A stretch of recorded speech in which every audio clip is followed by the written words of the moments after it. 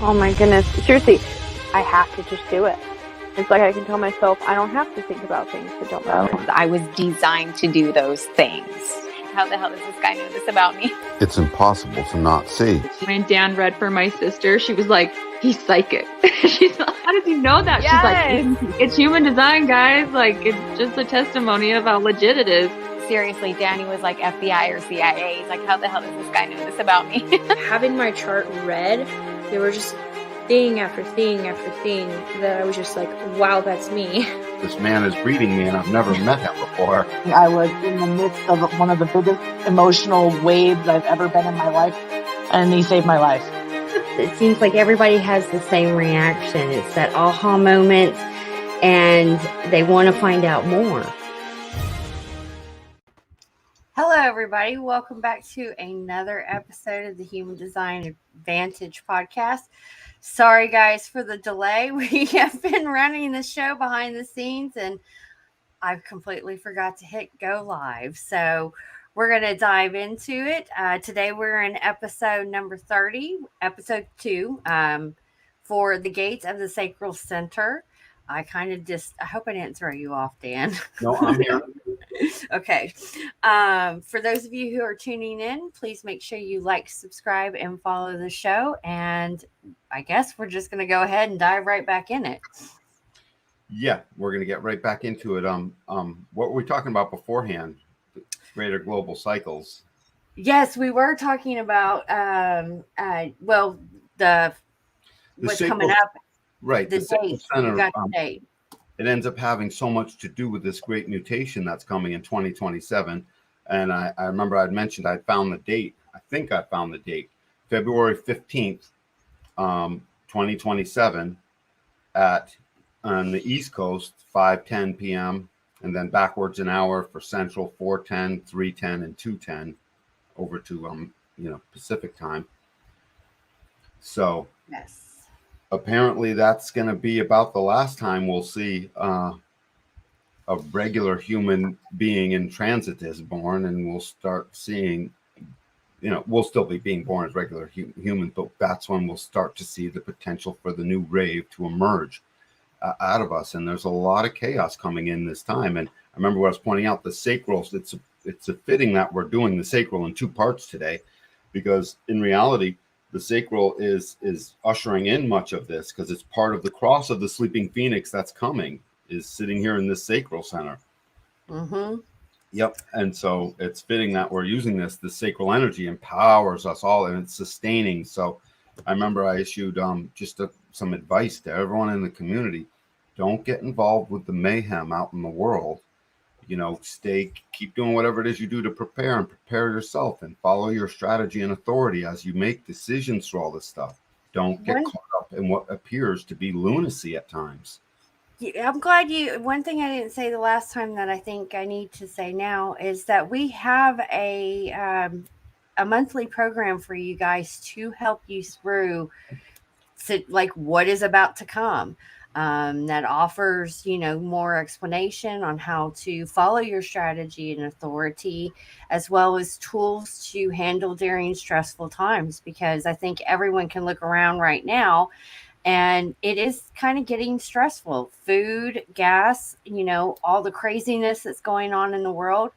And sometimes when we talk about who we're going to do on Wednesday night, I'm like, I don't know who that is, because one of my ways to stay away from the mayhem is to just not watch the news.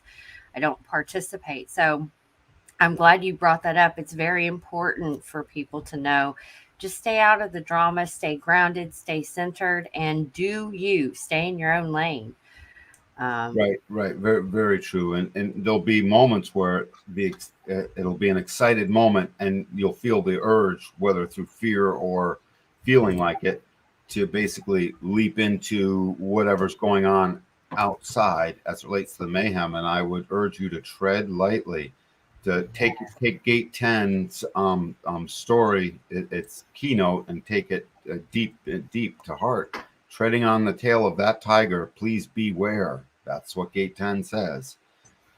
So absolutely. Yeah. So basically, stay home, as much as possible. But make sure you guys have supplies and you're stocked up and you're ready to go and you got stuff. You'll know because it'll feel like, oh my God, I have to make a decision here. As soon as that happens, if you're a generator, you wait and listen to those responses. You know, if you're, wait to see if it feels inviting. Do you recognize something you don't want to be in? If you have that splenic inner authority, you know what I mean? You listen to that immediate hit. If you have an emotional authority, know truth in the now. Don't get yourself out there. You wait. If you have an emotional authority, and on and on and on. So, oh my gosh, thank you for reminding me of that. I will definitely look into doing some how to find emotional balance, because most people are not following their strategy and authority, and those emotional beings, man, you non-emotionals better look out, because it's going to be, if they're not balancing or they're not aware of it, I can only imagine. It's funny you say that. You emotionals, you non-emotionals. That is an actual delineation within us. It truly is. And so the emotionals and the non-emotionals are all mixed up together, as we're supposed to be. Yes. We're supposed to be here being exactly that. And so, yeah, there's going to be a lot. Not to separate, but I know the more that I gain awareness about my emotional wave, we're different. And that was the last mutation, was the emotional awareness. Bringing in that solar plex awareness. It was the 9-centered vehicle finally opened up enough to take in that new information and spit it out into our trajectory through our life. Yes. So this is another mutation that will be happening again. In the solar plex center, becoming aware, allowing humanity to, this is going to sound crazy to some people, but allowing humanity to birth our future. We'll be birthing literally slowly at first new beings into the world. They won't quite be us. We're here to shepherd all of that in over the course of, I don't know how many years, thousands of years potentially. And so, how many years have we been trying to get, it's still the adjustment of the emotional awareness. So it'll probably be a good time. It'll be a decent amount of time, and making haste is going to go well for us. Let's make haste as it relates to being okay with sitting still and not participating in what we can call the stupid. Mm-hmm. Don't get yourself involved into the quote stupid. The craziness. The crazy cray. Hey, knock it off. Keep your gun loaded. I think this is why a bunch of people are looking to buy land together and move off grid. Mm-hmm. And intuitively, those who are aware know that there's something that's coming. Yep, or shelter in place and just keep people you trust close and stuff of that nature. Don't participate in the stupid. Witness it and stay yourself. And the sacral is at the heart of staying yourself through so much of humanity, because the frustrated sacral throws all the other types off. Mm-hmm. Because we dominate the planet with near 70% of us, buzzing with our energy that is not at, basically it's not at peace with itself. It's not satisfied. People doing stuff they don't want to do, and that sacral energy pouring out distorted into the world, being amplified so much by all the other types, and being spit back at us as a mirror that we don't want to see unless we get our reading and get woken and stuff. Let's move over to the gates were 5, 9, 3, and 59. 5, 14, 39. 5, 14. Oh, 5, 14, 3, and 9. Oh, okay. We already did 59. I get it.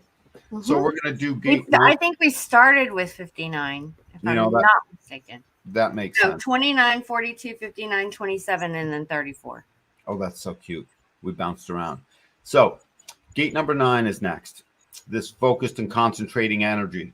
It's called the taming power of the small, the gate of focus. And what this taming power of the small does is it literally takes the adrenal energy below it and it allows it to sit still long enough to basically focus on whatever it is that's going to be next. I have this Oh, gate. I have it too. If you have this gate, you notice that you get compelled to focus yourself on taking a pile of details and taming them into something that we can actually do something with.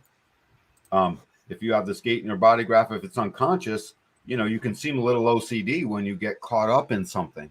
If you're a generator and you have this gate in your box and your body graph, you're definitely going to seem a little OCD when you get caught up in taming these details.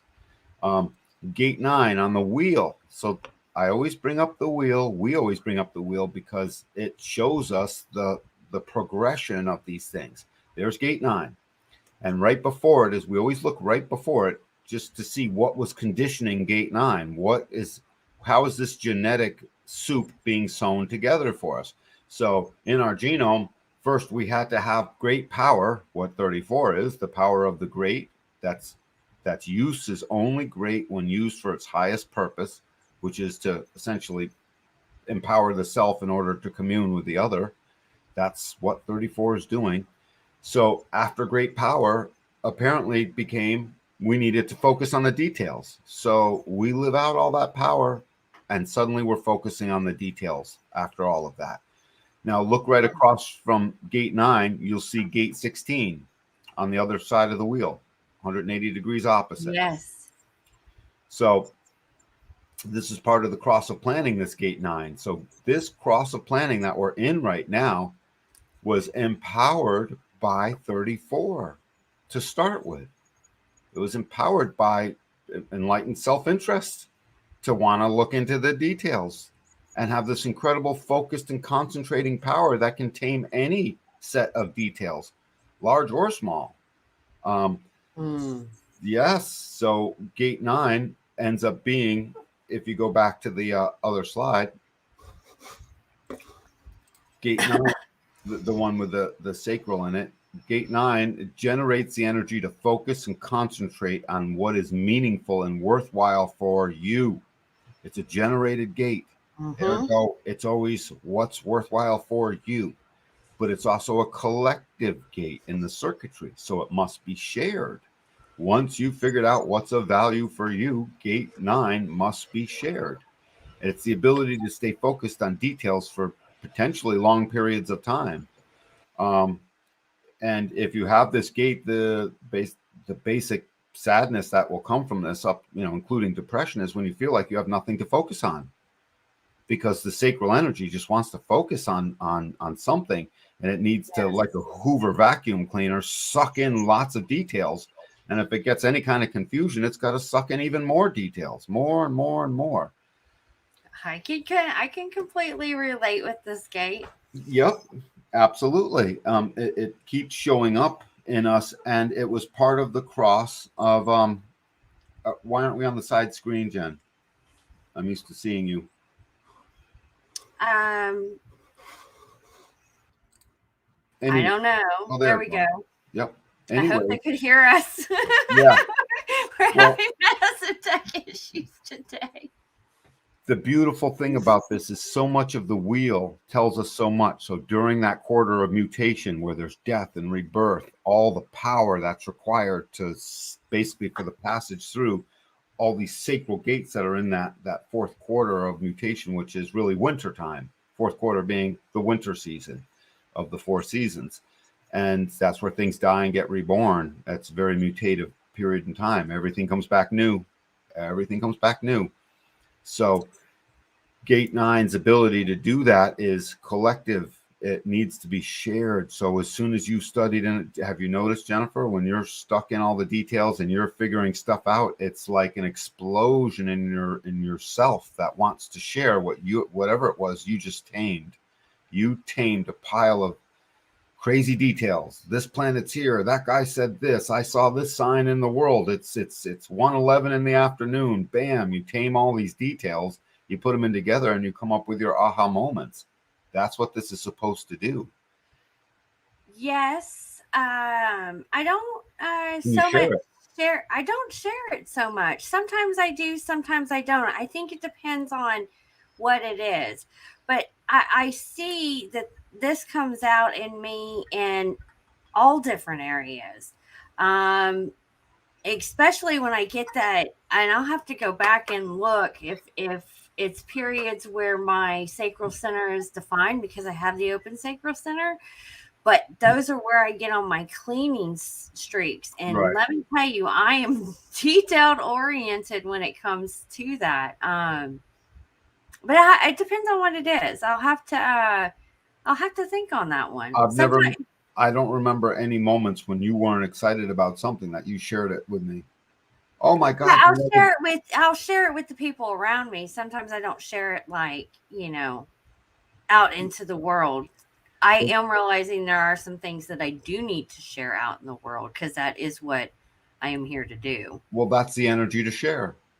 It could have just as been easily the energy to not share, but it's gate 9.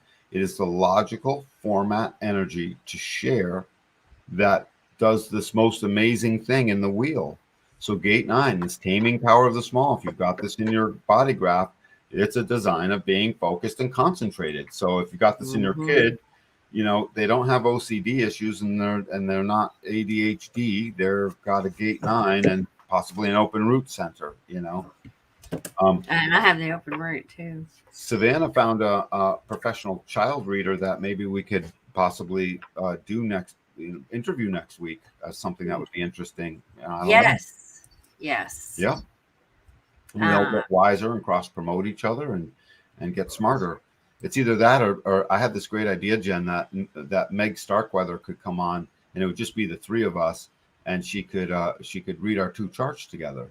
I told you I'd have to think about that, Dan. No, I know, but I like saying it out loud because for some reason I'm a dick like that. And I didn't mean to be.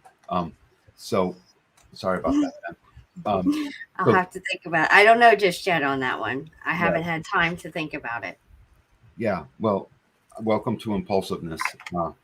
Anyway, so gate 9 does the most amazing things after we've tamed these details, which is a logical process. And if you remember on the wheel, it was opposite gate 16. So every time you look at a gate, go back to the wheel real quick.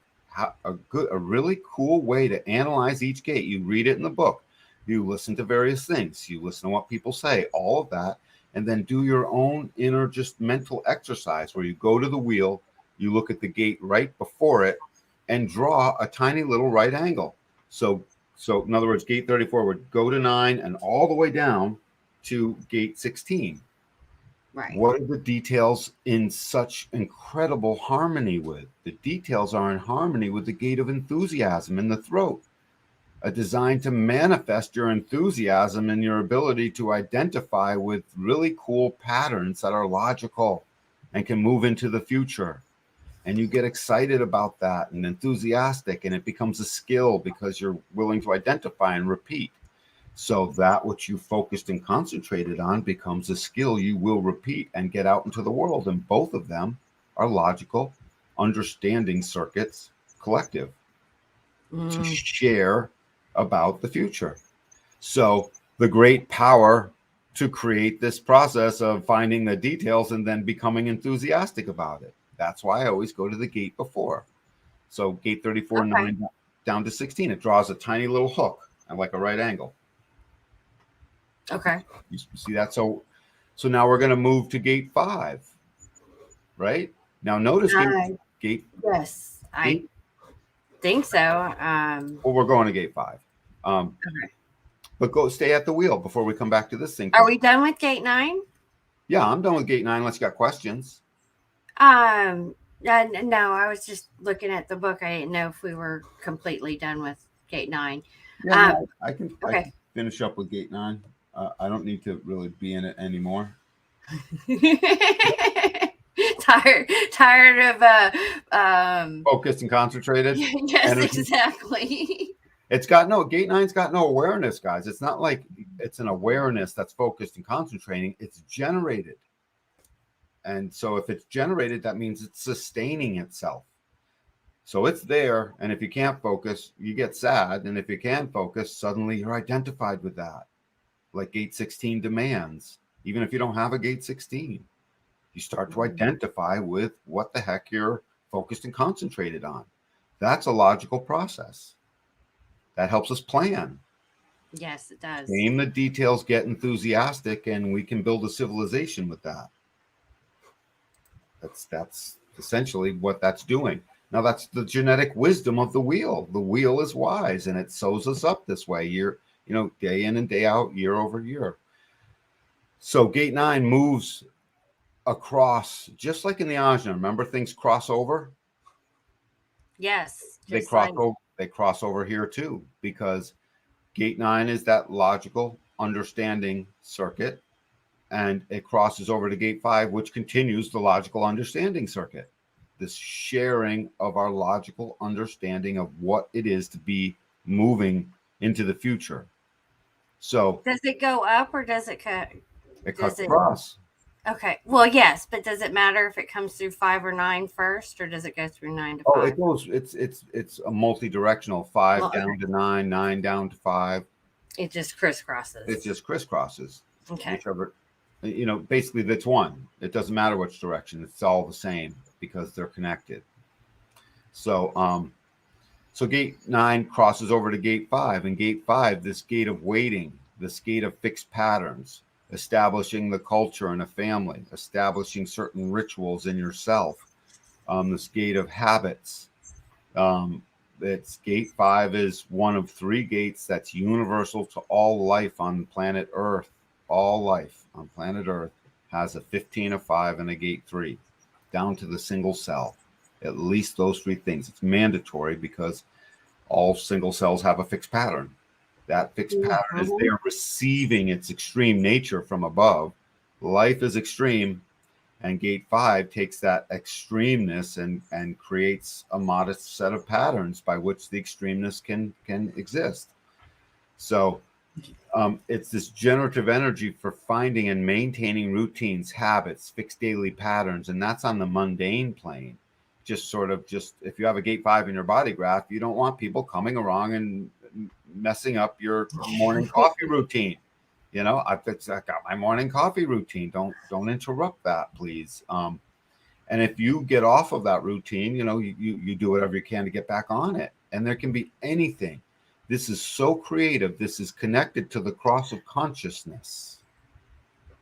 So I know manifestors are supposed to just, be or they wake up and they figure it out. Most of them are not on fixed patterns, but if they have this, they would be on a fixed pattern. If it was activated. If it was activated, if it was being conditioned by someone else, if it was even if it's not necessarily activated, you've lived with it on and off enough times that it becomes a way.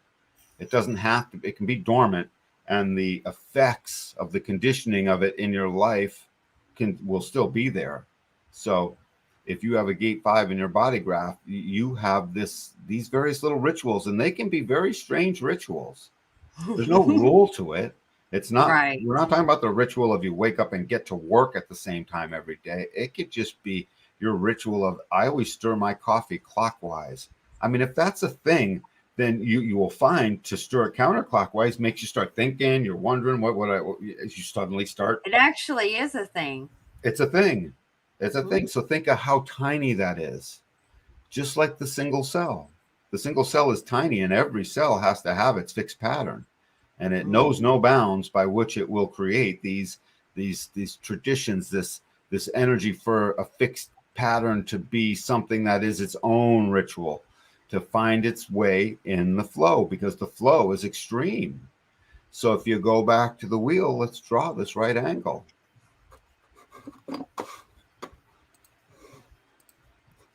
So notice we're moving right in a row here. It's beautiful. I really should have started, I guess, at 14. But so anyways, so what was required for the fixed patterns? For humanity, we needed to focus and tame the details. For consciousness. And so gate 5 is in the cross of consciousness. And all of this stuff is generated business. That means this whole section of the wheel, everything inside this part of the body graph is all about generated, sustained life force business. I was just going to say that it's all like business or personal kind of energy. Yeah. It's still shared because it's in a collective stream. So it's got that super keynote of sharing. It's It can't, something that needs to be shared. it needs to be shared. And it gets shared even if the other person doesn't want it shared. Because Right.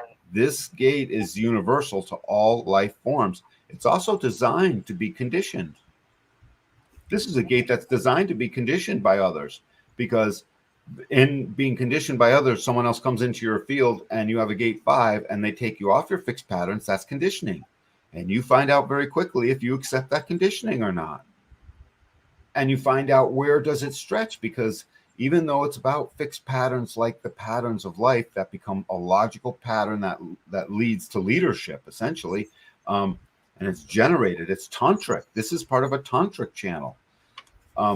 It's still a design of being able to adapt within the flow. So it's designed to be conditioned by its harmonic gate number 15, which sits across the way.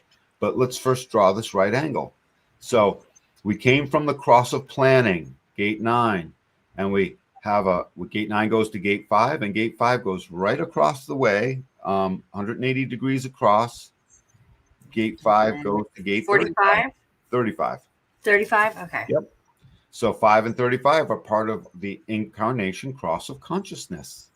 It's where we become adaptive to find out what we'll be conscious of. Gate 35 is so not gate 5. This is a thing, a meditation you would do, just looking at the wheel and looking across the way and having your book open and realizing 35 is different. 35 is wildly experiential. It wants to complete stuff. It wants to have the experience. It's part of the stream that hungers for the experience. And gate 5 says, no, I just want to experiment with something I can repeat. And gate 35 says, I'm not experimenting. No. I've been there, I've done that. Been there, done that. Right. Been there, done that. And gate 5 says, no, I'm fixed pattern. I've been here and I'm going to keep doing that. I'm not changing one thing. But if I have to change something, it will help stretch consciousness. And if I have to change something, the gate that says been there, done that will be the manifestation of the gate that will tell us this. 35 manifests the experiential, emotional, driven, hungry for experience wave. It's that experiential, it's part of the experiential emotional process. This uniqueness of what it is to be uniquely and distinctively human comes through that whole stream of awareness that goes from 41 all the way up to 35. Nice. Did you just read something? Well, no, I was reading the book. It says, by design, progress cannot exist in a vacuum and is dependent on interaction. And when you were reading that, I was thinking that, I have my own little routines or rituals that I do, but it's also healthy to break out of them sometimes or to change them up a little bit different, because Yep. it does shift the energy. So it makes sense why this would be the exact opposite of that. Because then it's a balance. That's right. So every opposition in the wheel does something really cool. If you look at gate 5, look, it's got a yin line on the top and then a yin line down 2. See how there's 2 yin lines and 4 yang lines. Say that again. I didn't catch. Gate number 5, if you look at the line. Okay, yes. The first 3 lines are yang, and then you've got a yin, a yang, and a yin. Yes. Well, here was part of the beauty of what sets up this wheel such that it can only lay out one way. It can only lay out one. Again, those I Ching guys gave us the clue, but the reason they could never tell us 5,400 years ago, hey, what ways are you? When they described all the ways of the 64 gates, they couldn't tell Jennifer which ones were you. You had to sort of intuit that for yourself. They couldn't because they had no way of putting this in a wheel according to our genetic base pair of genome, how they're set up. And if you look across, and the other qualifier here is when you look across gate 5, look at gate 35. Gate 35 is an exact mirror. 3 yin lines, 1 yang, 1 yin, 1 yang. Okay. All the oppositions are exact mirrors to each other. So once genetically we realized how our base pair works, and once we said, okay, all the gates have to be a mirror to each other, and lastly, once the gates of the G center fanned out in equal proportions around the body graph, You do those 3 things, and this bad boy can only lay out one way. Something that it's just the I Ching people of 5,400 years ago, they couldn't have known. They didn't have the science we had to measure our genome. I don't. You know what? They knew about this, so they may have not been able to put it in together, but they couldn't. I think they were a lot smarter than what we are today, 5,400 years ago. To be honest, because you're right, Jen. I mean, of course they were incredibly smart. Look what they did. Yes, it was striking that they put this together in the first. They may have been able to do it in their own special way, outside of looking at things underneath a microscope or in just the book. science, is what I'm saying. In the book, they published that we can't. They basically said we can't know what ways you are. It was part of their Zen, Taoist, Chinese, really cool meditation, awesomeness process that they would have been going through over and over again, which gave us all those monk guys in the first place that are so cool. And then here comes science, and we shortcut it all and be like, no, now we have a key, and we can juxtapose it to a greater wheel and tell you exactly what the order is. And then we have these beautiful measurements. They didn't know where the planets were to within meters. They didn't know the exact distance of these things. Therefore, its actual shadow on us, the actual size of that it would be.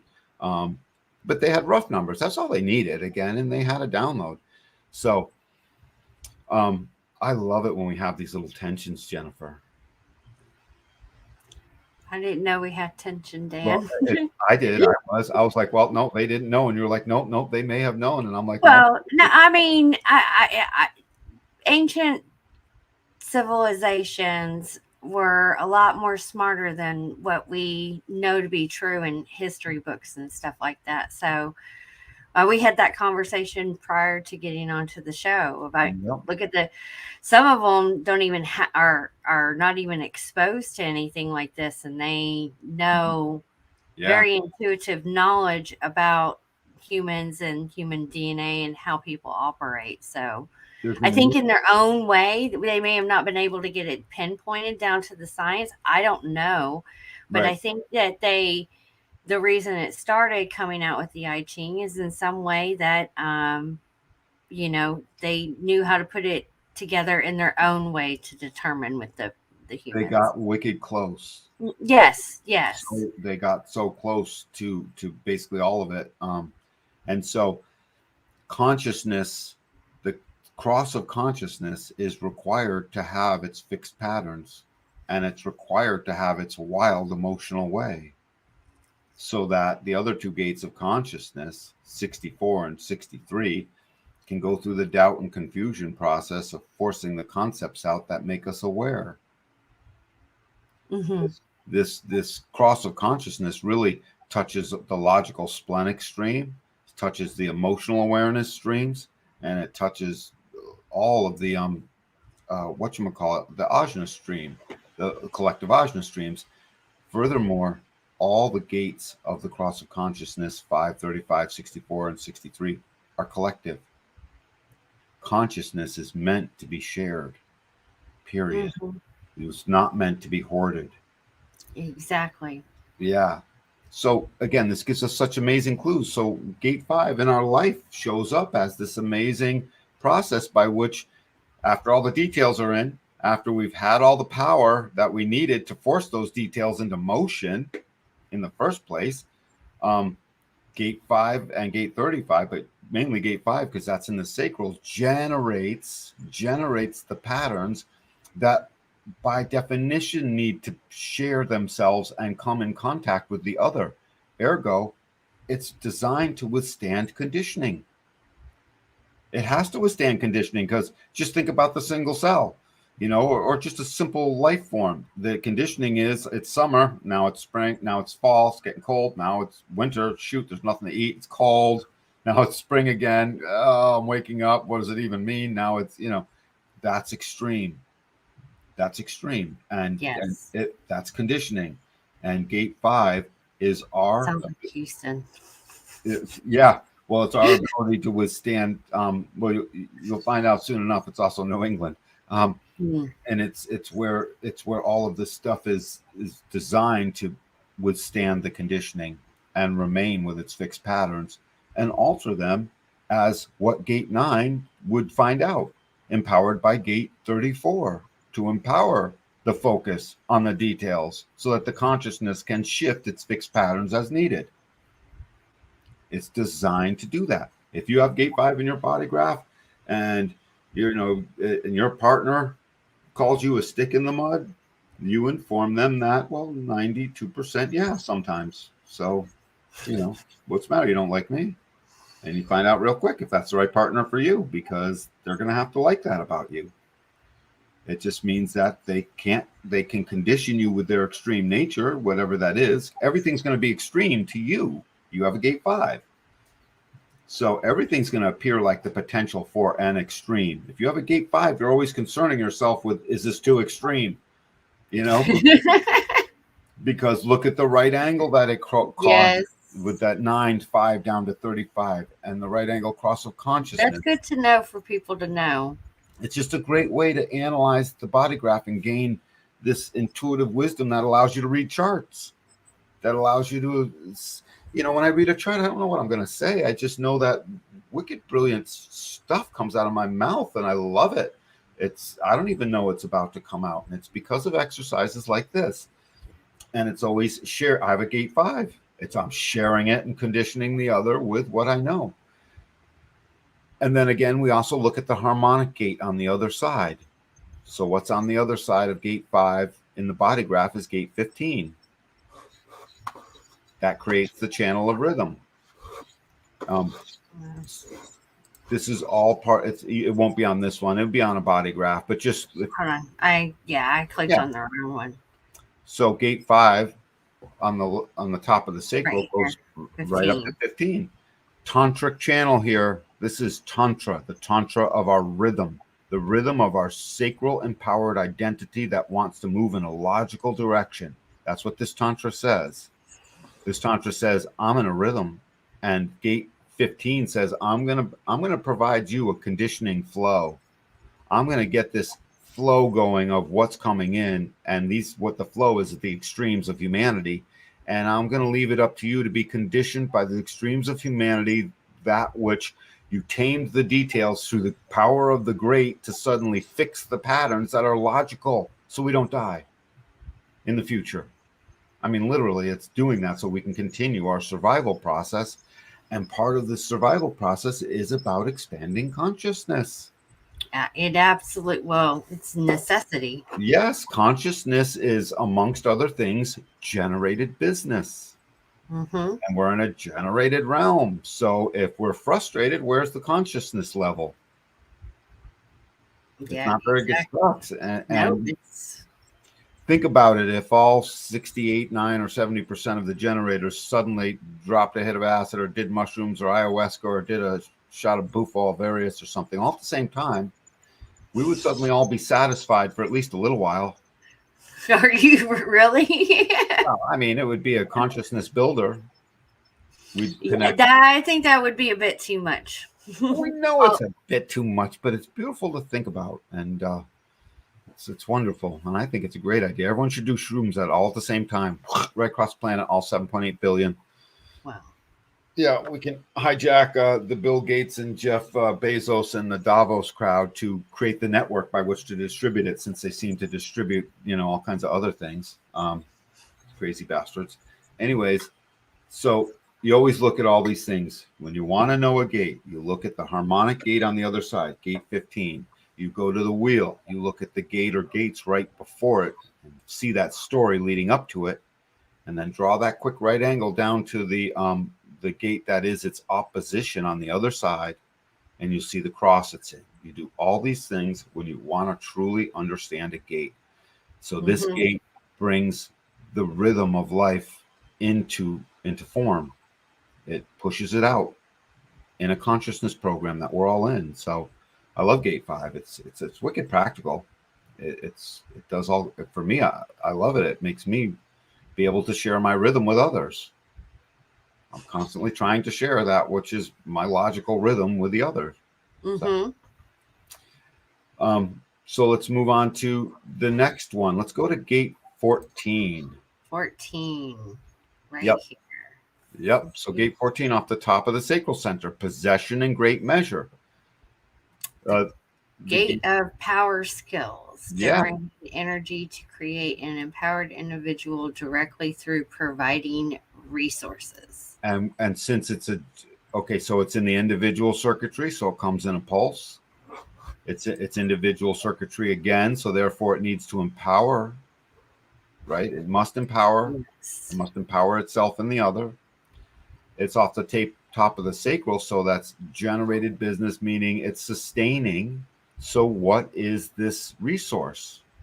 The resource is the sustaining power of the sacral to provide the gas pedal that pushes humanity in a direction. Nice. I mean, that's what it does. And people with this have great abundance of power, and they're always being sought after. And when they're sought after, they're mostly enslaved. If you have a gate 14 in your body graph, you feel like a slave to your work, and you feel like you can't work enough. I was going to ask you, are these, this seems like a channel that may be a workaholic, someone that's, or wants to constantly try to provide some sort of Or is sad that it's not providing enough.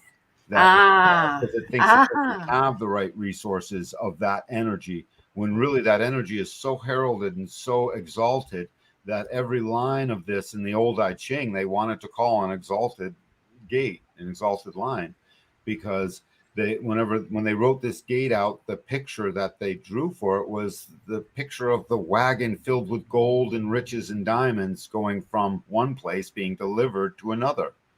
The riches moving in a direction that would then basically empower the beauty, which is what gate 2 wants to do, of the direction of humanity in general. So gate 14 is this possession in great measure. It possesses this sacral respondability to sustain at whatever the work is that will then move the direction. And again, it's a tantric channel.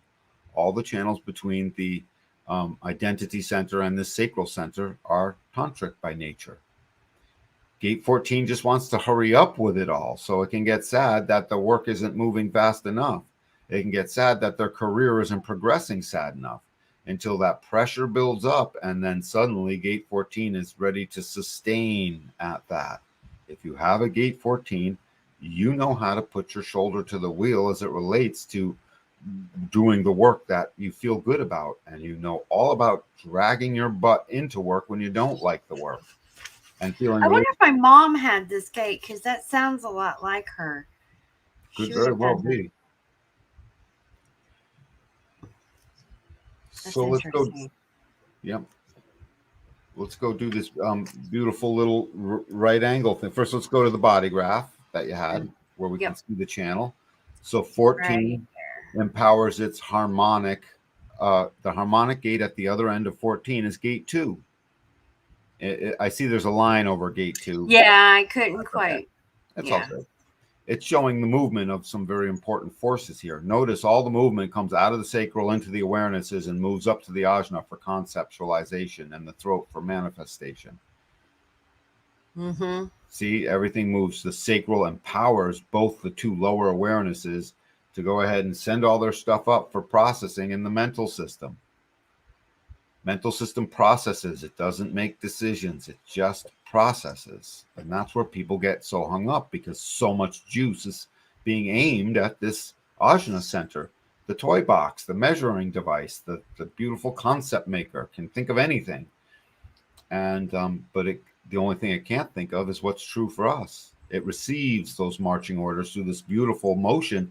Looks sacral out to either side, and then up to the throat and ajna center, right up the center and right out the sides. It's a beautiful motion. It's like a little vortex all onto itself. Yeah, it is like a vortex. Yep, with a little line right down the center. This acoustic knowing, essentially. So gate 14 has no awareness, but it has sustainability and respondability. It responds to the place where it will take its great power. Let's go do its little right angle on the wheel. So on the wheel, gate 14 was before everything. So we sort of should start with gate 14. So let's look at the gate right before it. Yep, and it goes across to gate 8. Yep. So the gate right before it is 43, and that goes across to 23. It creates a definition. 4323 is a definition of a design of a knower and who can explain their insights. So 43 is all about insights and breakthrough. It has to break through with its insight, with its new knowing, with its incredible stuff that you just saw, that vortex pushing all that manifested energy up to the ajna center, the throat and the ajna. So it's designed to be made manifest and articulated in the world. So what's the next step after we just figured it out? That's what knowing does. It goes from I didn't know to now I know. Okay, now you know. What's the next step? Now that you know, put that abundance to work. Yes, you apply. We just left the mind. We left the bottom of the ajna center, gate 43. That's not a motor. It's an awareness center. It's got no access to a motor. It's got no direct access to energy. All it can do is know. That's it. Sends that signal of knowing down into the body graph, and it says, what's the next step in the wheel in our evolution? Well, if you know, put it to work. And this cross, and not only put it to work, but gate 43 is part of the cross of explanation. So we busy explaining stuff. I'm explaining it some more. Oh, I'm going to explain it some more. Explaining it some more. More. It just wants to keep explaining stuff. And it wants to explain the stuff that's, can become its ideas essentially, and it's what it can come identified with.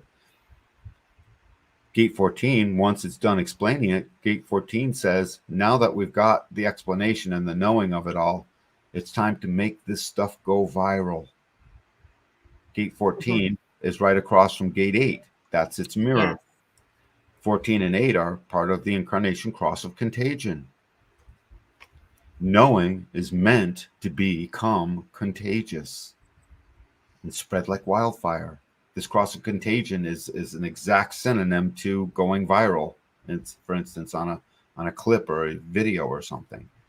Make it go viral. That's what 14 says. And it says, I got great sacral energy to make it go viral. And gate 8, its opposition says, okay, as that's happening, I've got what it takes to manifest this into the expression of a contribution. And it's the only gate in the throat whose contribution must be there to enrich the other. So gate 14 says, I am the power of the gate of skills, and I'm going to possession in great measure, power skills. It's the accumulation and retention of power through skilled interaction, coupling grace with control. And the grace is recognizing what direction you want to move into. And the control is the control of the release of that power, because it has to be a response. Go ahead. Can you kind of give an example? Because that kind of went over my head a little bit. So back me up to where I need to give an example of how. What were you reading out of the book? In the last moment, I was reading out of the book where I read off the accumulation and retention of power through grace, coupled with through a skilled interaction, coupling grace with control. Okay. The accumulation and retention of power through skilled interaction. Well, if I've got all this great power in gate 14, and I'm meant to be contagious with it, I hear it, and I'm meant to be contagious with that great power must be contributed. That's the skilled interaction. Where am I going to contribute it? At gate 8. Gate 2, it's harmonic. Gate 8, which is gate number 2. Where am I going to, in what direction is that thing going to go? That's the skilled interaction. Right. Because if you send it off in any old place and contribute it to any old thing, and it wasn't right for you because you're a generator and didn't respond, and you're a manifester and didn't look at your impact, and you're a projector and didn't recognize that this might not be right. I don't feel the recognition field here. I'm not feeling the love. Then that's the skilled part of that interaction. And once that interaction is skilled, the abundance of energy that comes out of gate 4 pushes the full direction of humanity. It's gate 14 is the key that unlocks the direction of humanity. Gate 15 is the key that once that direction is unlocked, it takes the extreme nature of that direction and says, let's fix some patterns around that are logical so we don't fall apart, you know. Right. Gate 14 and the gate on the right of it, gate 29, wouldn't mind building the ship while it starts to fly. And gate 15 says, well, maybe not so much. Hang on a minute. I at least need some more things in place. It's a perfectly designed system. Yep. So it's I love watching what these gates come right before it on the wheel so we can know what they're doing. So the foundation of gate 14 is money isn't everything. This is the foundation of what this generative force on our tantric generative force is supposed to do on our planet. It says the lust for money, lucre, which in any time could be anything.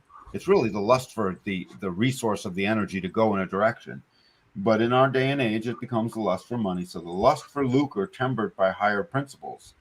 The key to manifesting power is in higher principles, not the delusion that you can just throw money at anything where energy alone can be the key, which I just described. You throw your energy at anything, it gets sloppy, you're now dissatisfied. You're not satisfied, you're frustrated. But when the higher principle, by the way, a higher principle is the simplest of things. I have a higher principle that says I would buy and use the product that I sell. That's a higher principle. Okay. Rather than I'm going to sell crap, even though I know I wouldn't. I'm not going to feed that to my kids, but I'll sell it to you. Which happens. It totally does. When Gate 14 starts empowering a direction that will sell products that they wouldn't feed to their own children, Gate 14 goes off the rails. It's no longer for a higher good. And it knows that. And when it finally does that, it can have its lust for lucre after it's been tempered by the recognition that I must empower a direction I can contribute to the other. I can contribute to group goals, to basically collective purposes. Now, granted, it's individual, so it's not a collective gate, but it's designed to manifest ultimately to manifest in the contribution of its skilled interaction with the collective and with the tribe, even with the other. That's what Gate 14 is designed to do, to empower a direction that contributes something logical, something needed into the world, something new and needed into the world. And it better be based on higher principles. Gate 14 is all about higher principles. And you can see a Gate 14 person when they're not acting out their higher principles. They're miserable. Absolutely. And they're melancholic. And they don't know. And they've stopped responding because they've tried to initiate, assuming it's in a generator. So let's get these generative life forces right on this planet so we can get out of the planet of frustration. These gates can be sometimes hard to understand. You have to watch them play out in your life because Gate 14 sounds rather mystical. Like, what do you mean empowering a direction? You know, I can hear that as a question. And I would ask you to put that in reverse. Have you ever found yourself in a direction moving towards something? Yeah. And they'll say, of course. I was like, was it moving towards something pretty, aesthetically pleasing that you liked? It felt like it met with higher principles. It was something that you wouldn't mind sharing with another, something ultimately you'll contribute. Or was it a direction that you're embarrassed about? You didn't want to even tell your own family that whatever. It didn't feel right. The higher principle, the highest of principle for Gate 14 is to act out its sacral nature and to only release its power in the skilled interaction with yourself as a response. It's in the sacral, after all. That skilled interaction is also internal. It's about a response. So are you responding, or are you a liar? Not responding. You're trying to initiate. Trying to, quote, make something. I'm trying to push the river against the way the river would like to move. Because the river's moving according to the fixed patterns we just saw. The river is designed to move towards principles of higher good that keep the collective together and all its little tribes in it. So let's move on to this is deep study stuff, guys. As you watch this, you're gonna have to watch this again, and I'm gonna have to watch it again. What you brought clarity to is that you really are breaking down the one of the universal laws, which is the law of duality.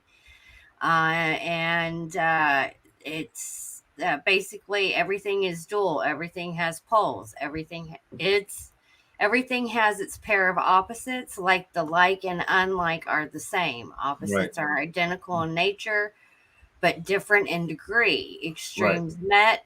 All truths are but half truths. All paradoxes may be reconciled. Right. That came from the Kabbalion. Oh, I love that. And that's one of my favorite books. And this is like one of my favorite topics to study. And what you're really describing is like taking it at a reading stuff like that and Hermetic Principles is deep, but this is taking it to a whole deeper level. But it is a universal law, so this does prove that that universal law is in existence because it's actually happening inside of us.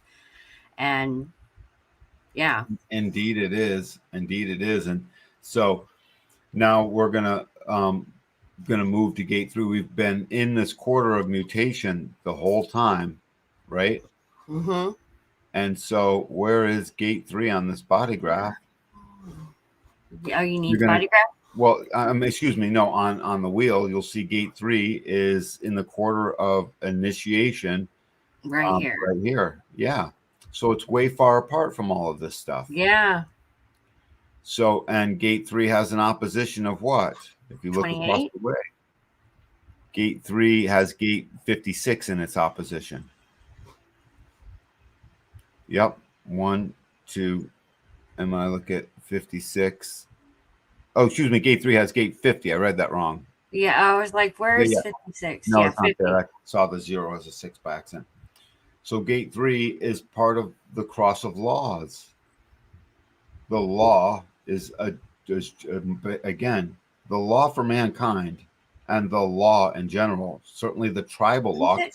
Gate 50 is tribal. Go ahead. Okay, I need something, I guess, because the lines are not like I would draw a freaking line. To me, it looks like 28, but I don't know if it's. Well, how I do it real quick is I look at the gates of the G center. So I notice gate 2. I see gate 2, and then I back up 1, 2, 3 to get to gate 3. So gate 2 is opposition to gate 1. Oh, okay. I see. That's how I do it to get a quick little. I'm always just backing up. But anyways, just to point this out. So gate 3 is this gate of mutation, and it's part of the cross of the law. Just a cross. So the law again is generated business. All these crosses that become a contagion is a generated business. We generate the contagion that the knowing empowered into the now to create the patterns that we're logically focused on. I just read the keynotes for the wheel on the upper part. Down here, gate 3, to create this little angle. We should probably go back and read what gate 3 is first. Yes, let's do that. I agree. So gate 3, difficult at the beginning, the gate of ordering. Yep. The generating energy to establish order so something new and viable can take place. Yep. The energy to bring innovative change. Whatever it is that's new, if it's going to come into the world, be generated into existence. Now, all the individual gates and channels bring new stuff. They even manifest new stuff. But if you're going to actually generate it into existence, which is the law is to generate mutation into existence. I wonder if this gate was active in the Industrial Revolution. It's been active the whole time. It's one of 3 gates that's unique to all life. Gate 15, gate 5, and gate 3. So notice gate 3 it goes right up to gate 14. Mm-hmm. So you know what? I was going through the stuff before, and I didn't realize how nicely we left off. Crisscrossing, going, the various parts of the through the sacral. But 3 is part of this individual stream, and it's about knowing the individual circuitry that's just about knowing. I know or I don't know. Gate 3 is terribly depressed when it can't know. There's chaos. It can't put anything into order. It can't bring anything new. It says, I just don't want to be here. I don't have anything new. I can't even tell what I'm supposed to be doing. It feels lost in the clouds somewhere. Like, how do I even get home? I didn't drop enough breadcrumbs. Where's my mommy? That's what Gate 3 says. And its harmonic across the way is Gate 60, creating the channel of mutation itself. That's the name of the channel. And so this difficulty at the beginning is because there was nothing new in the first place. There was nothing there. So Gate 3 is chugging along saying, there's nothing new. I have difficulty. It's getting chaotic because I can't tell what's supposed to be new, and I have to wait on the creative pulse to show up. So all of the gates of the sacral are conditioned by the need to wait, which is defined so nicely in Gate 5, waiting as an active state of awareness. Right. So Gate 5 conditions all the gates. I was just going to ask you that. So Yeah. that one would condition all the other ones. It conditions all the other things because it's always waiting as an active state of awareness. It's in the world. We're all waiting as an active state of awareness. We're in a reactionary waiting business, and nothing sustains like Gate 3 at being able to capture that reaction in the moment as a response, generated response, to generate the sustainability of, oh my Lord, oh snap, that's new. And suddenly it's busy putting it into the world and bringing its newness and its uniqueness into the world. Gate 3 is about creating something new from where there was nothing new before.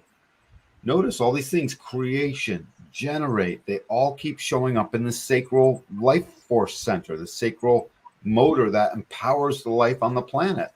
All the other gates, all the other channels, all the other centers, they all do their aspects as it relates to driving the life and empowering the life and doing the things. But if it's new, it's coming in through Gate 3. And when we die, we go right back through Gate 3 and back out into the planet as our death sequence goes on. So Gate 3 is this generated energy to establish order. That means everything before it started to generate the establishment of the order felt like chaos. If you've got a Gate 3 in your body graph, that feeling of chaoticness about what you're actually generating in this world, your busyness, your generative energy, whether you're a generator or not, whatever it is that is this buzz in you that makes you move. Gate 3, if you have a Gate 3 in your body graph, it's there attempting to bring order to all of that. It's trying to generate the order that becomes part of the cross of the laws. Right. So the law is not the law of how do I put an awful hierarchy on top of you so you'll obey rules that I just said. That's the old way of laws. The new way of laws is, hey, there's uniqueness. The law says we must accommodate and bring uniqueness into the world. And what's the collective trying to do to us right now? Not bring in the uniqueness. Don't be unique. Everyone be the same. Get a passport, get a shot, do with this, whatever the thing is. Or just be confused about who they are. Oh, yeah. Very much so. It's more of a, you're not that person, you got to be this person now. And everybody identifies that. It sure does. So let's move over to the body graph real quick so we can just see the channel it's in and wind this up with this last gate. Right here. The channel of mutation. So the harmonic gate, the gate that Gate 3 has all this companionship with, it's waiting to meet. If you have a Gate 3, you're looking for your Gate 60 so you can get that adrenalized energy. So Gate 60 is limitation, and when you transcend the limitation, which you're under adrenalized pressure to do, you transcend it through the acceptance, and that acceptance turns ordering into something that can now bring something new and mutative into the world. We're trying to transcend the limitation in order to alleviate the chaos and bring the newness. Jennifer, you're smiling. Is this something else that's also in the Kabbalah? It's 222. Oh, God, I love that. So when we go to I'm old enough to remember a show called Room 222. I hope someone's out there laughing right now. So in that channel, and it noticed gate 3 is waiting to go up to gate 14 to bring that mutation. It's a direct companion to it in the sacral. So contagion is what's supposed to take place when the law of mutation has come in. Let's get contagious about all of that, is what ends up happening. And it's just meant to bring that abundance. So what it says is the law is to bring the abundance of energy to move a direction. That's the law. And to have the gate of values and the gate of the other two gates that are in that cross. But if you move to the wheel, we can do the right angle on all of that. And so the gate right before gate 3, gate 3 is gate number 42. Oh, this An one, Aries. yes. That's an Aries. So we have fire, we have movement, right? So Yes. these are all Aryan gates that literally bring their newness. You know, the collective doesn't like newness. The tribe. No, it doesn't really. Not once they have their program down, they really don't like people disrupting. No, That's so why they want to control censor it so much. Yeah. So they try to censor everything else. Yeah. You know, and they do a pretty good job of it these days. And so if gate 42 is what comes right before it, and it's in this Aries, it's in this quarter of initiation where we're rebirthing ourselves around the wheel. Gate 42 is the cross of the Maya. It's this gate of infinite expansion once it's latched on to a new beginning. Once something starts, gate 42 picks up that starting, and it says, I will expand and maximize this expansion through my sacral ability to sustain the maximization of expanding this experience out into the world. That's what gate 42 is doing. So just look at gate 42 as an expansive energy trying to take something you started and turn that experience into something that will be just fully lived out right through to completion, right through to the end. So expansiveness is conditioning gate 3. What happens in the cross of the Maya? The Maya is all about being out in the world and being in the totality of all the things. If you're on the cross of the Maya, you're in and amongst the people, even if you're not in and amongst the people. You're understanding all the ways. The Maya just means the all. Yeah, it's the all. So once we've been expansive within the all, what's the next step in line on the wheel? Put things in order. Because expansiveness creates a mess. Hey, I made a cake. I expanded the kitchen and making a giant mess to make a beautiful cake. It's your birthday cake, but the kitchen's a mess. Right. It's everywhere. Yeah. You need order. Put it in order. The ordering came. The cake baked. The yeast rose. It looks good. The birthday is going to be just fine. The law says bake the right cake so that the birthday goes well. That's the law. And just before it, the energy to help do all that was sacral sustaining energy.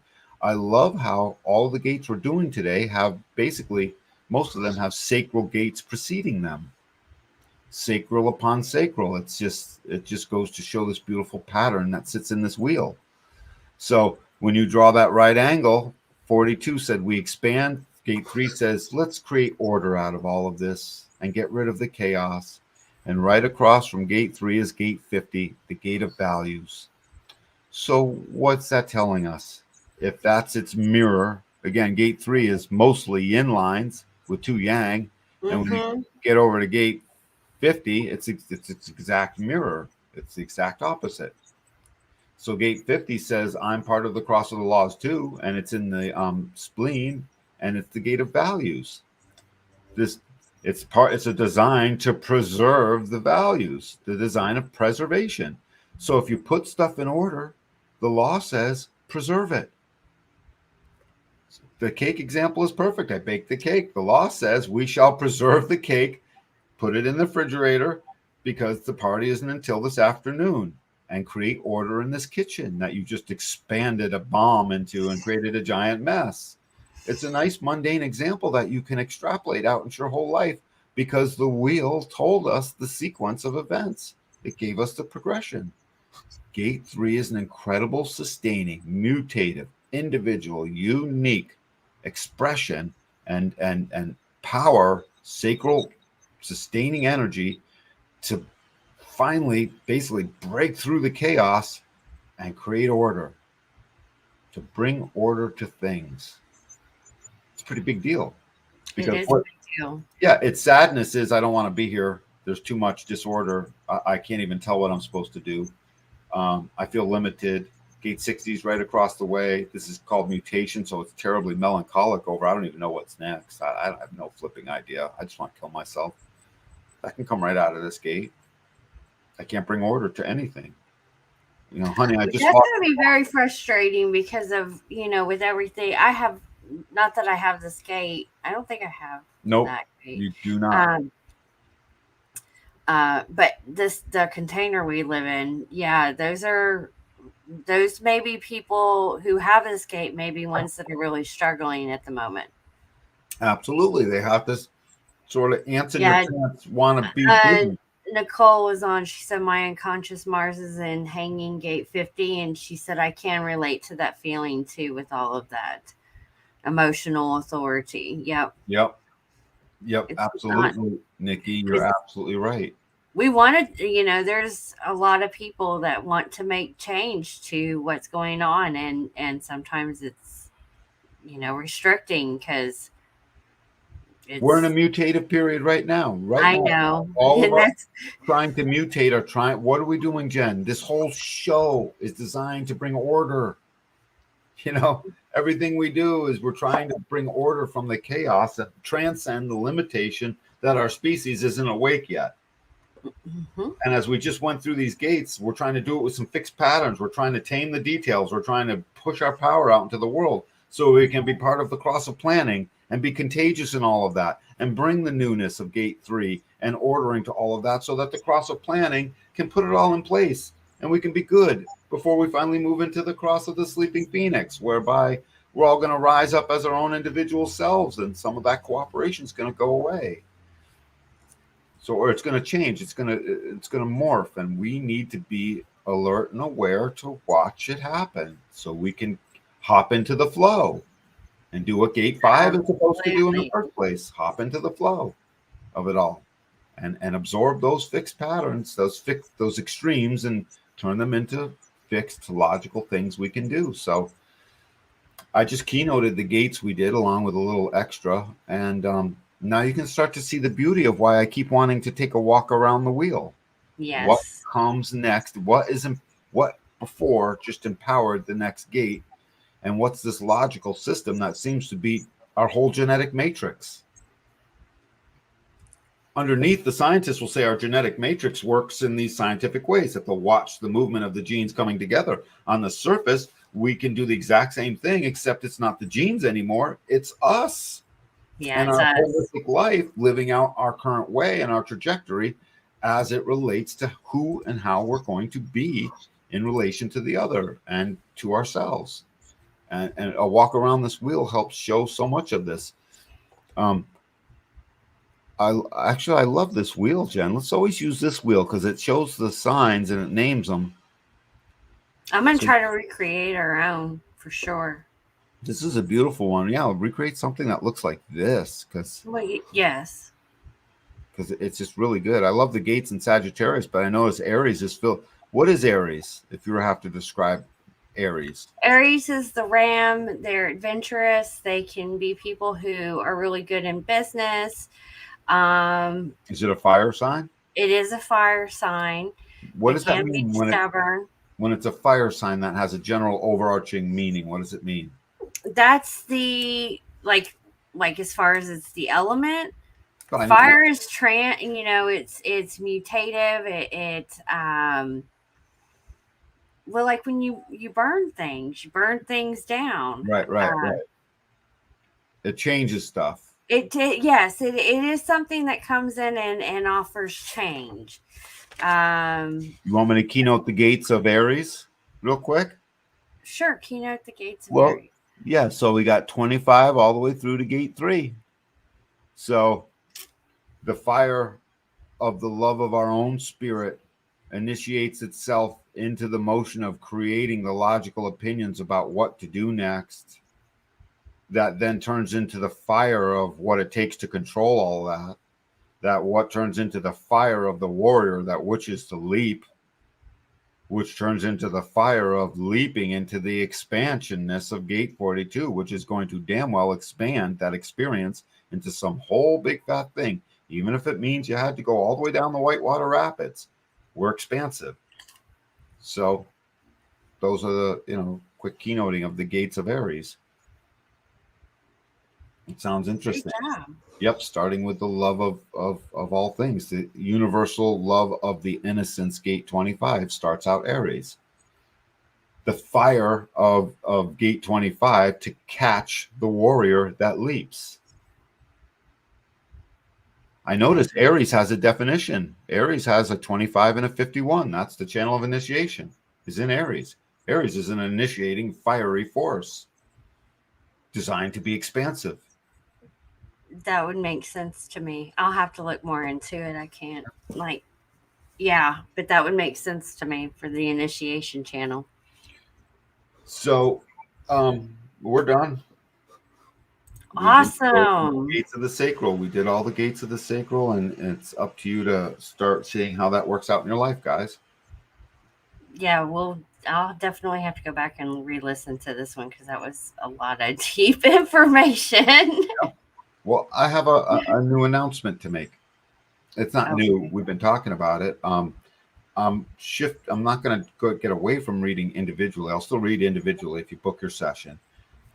We have to tighten up how the actual contributions go, you know what I mean, and donations go, and or the actual fee for it. It's $250. But if you can't afford it, you'll let us know, and we'll try to arrange for just a donation.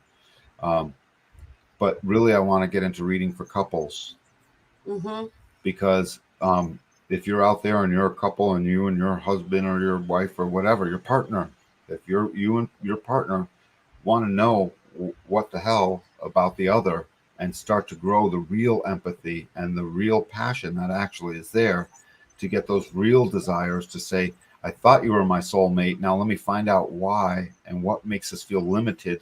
That makes us feel like maybe that isn't so. We have all these questions that keep showing up. Are you my soulmate or not? Or is this the man or woman or partner I'm going to be with forever? And doubts show up and all this stuff. When you let me read for you together, I don't need to read your individual body graphs separately. You don't need to have a reading in advance so that you can know all about yourself first. Right. I just need you in the same room, same time, and open. If one or both of you isn't open to all of this and just open and receptive to what will happen, then it won't work. But I can promise you, if you give me 5 or 10 minutes of your openness, you'll start to recognize, oh dear Lord, my mechanics are different from my partners in any stretch. And it can business partners, friends, mostly couples I'm thinking of that, are having even mild issues or wonderings. If you think you're perfect and everything's great, sure, call in for a novelty so you can see what was so cool. But mostly there's issues. Someone thinks there's something that might break them apart. Find out why. You don't need to break yourself apart. Well, we've had wonderful feedback with your couple readings, so highly recommend doing that and diving in. We could recommend. We're going to come up with different pricing because it will be a guaranteed 2-part process. So there's one and two. It has to be a 2-part process.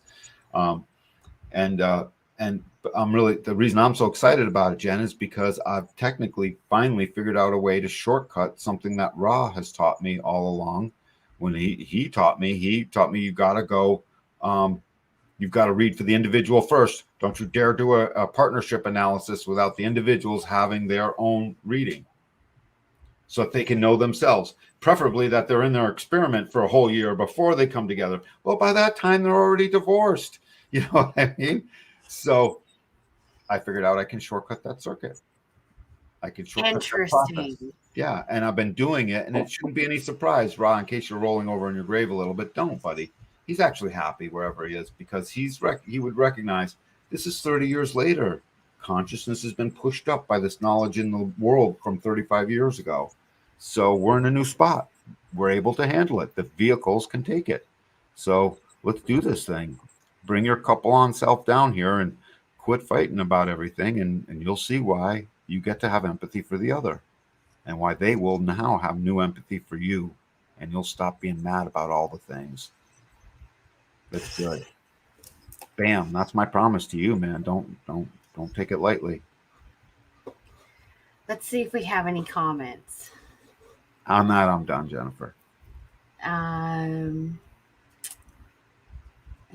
Let's see. Nikki made some comments. The notes moved backwards to us, I think, which means that now it is our choice to gain an understanding in small details before the power of the great when the notes shift. Yep. Let's see. Kajella says, thank you. Thank you, Kajella.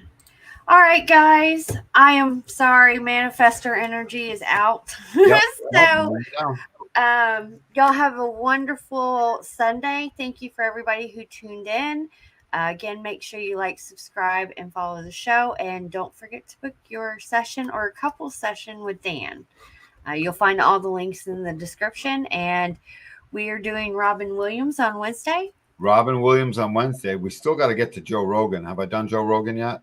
Nope. We're doing Joe after Robin. All right, cool. I don't think we've done Joe Rogan. All right. Nope. I don't think we have. I think it was on the list, but we haven't done them yet. Robin Williams, and why did he? Joe Rogan was our, when we didn't have anyone to do, we were going to do Joe Rogan. Right. Yep. So let's start tagging him now because he's going to want to see some of this stuff. And then and Robin Williams is going to be wonderful. Why did Robin Williams kill himself? That's what we're going to be answering. That's what we're going to be looking into. Wonderful. Yeah. So it's good information to find out. So, All right, guys, y'all have a wonderful Sunday afternoon. I was going to say Saturday. Yeah. And God bless. Good deal. Yes. Y'all have a wonderful day. We'll talk to you later. Bye. Yeah.